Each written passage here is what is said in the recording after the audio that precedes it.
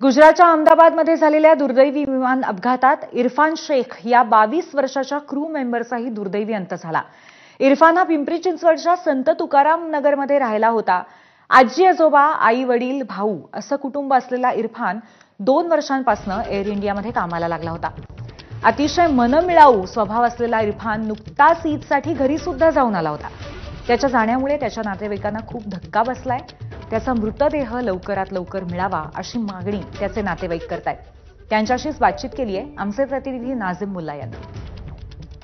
अहमदाबादच्या विमान दुर्घटनेत पिंपरी चिंचवडच्या इरफान शेखचाही मृत्यू झालेला आहे आणि इरफान शेख हा संत तुकाराम नगरच्या याच इमारतीत राहिला होता।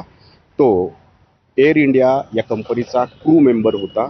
आता आपल्यासोबत त्याचे कुटुंबीय नातेवाईक जे आहेत ते आहेत। इरफान बद्दल काय सांगाल तुम्ही? दुःखाचा डोंगर तर तुमच्यावरती कोसळलेला। इरफान हा याच्याबद्दल असे शब्दच म्हणजे तो एवढा सगळ्यांमध्ये मिळून मिसळून असायचा। तुम्ही इथं चाळीत विचारा, कुठेही विचारा, कोणी त्याच्याबद्दल वाईट बोलणार नाही असा मुलगा होता तो। म्हणजे प्रत्येकाचा तो एवढा मान ठेवायचा, त्याला कोणी बराबरीच करू शकत नाही। त्याच्या फ्लाईट क्रॅश झाली न्यूजमध्ये जशी बघितली तसं आम्हाला कळालं की इरफान तर त्यात होताच आणि नंतर टीव्हीवर न्यूज वगैरे दाखवत होते की 0 सर्वायवल आहे। तर आम्हाला तर त्याच वेळेस कळालं।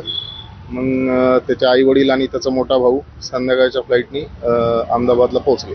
मृतदेह मिळवण्याच्या दृष्टीने काय पाऊल उचलले? आता आई वडील आणि त्यांचा भाऊ आमिर ते सगळेजण तिकडेच आहेत। आता तिकडं त्यांच्या कंपनीतल्या इंडियन एअरलाइन्सच्या लोकांनी इरफानला ओळखलेलं आहे, पण आता तिकडे DNA झाल्याशिवाय ते इरफानला देणार नाही, बॉडी देणार नाही असं बोलत आहेत तिकडे। तर मला हीच विनंती आहे की तुम्ही लवकरात लवकर इरफानला इथं सोडून द्या, नाही तर DNA टेस्ट व्हायला अजून 2 ते 3 दिवस लागतील बोलतात। चेहरा ओळखला जातो, चेहरा ओळखला जातोय असं त्यांच्या कंपनीवाल्यांनी